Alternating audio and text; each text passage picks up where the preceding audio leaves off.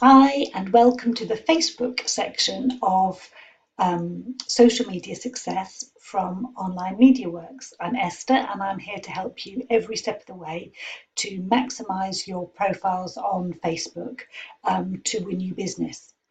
Today, we're going to look at 7 different sections. We're going to look at the latest stats and figures from Facebook.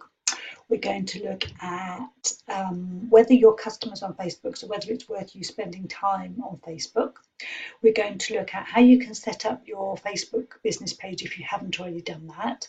If you have already done that, we're then going to go on to look at a way of analysing your Facebook page to really optimise getting found, and then we're going to look at how you can get your first 100 likes if you haven't already, how you can engage with your customers on Facebook, and then how you can use the Facebook Insights, the analytics function, to really make sure that you're maximising your use of Facebook in the right way to win your business.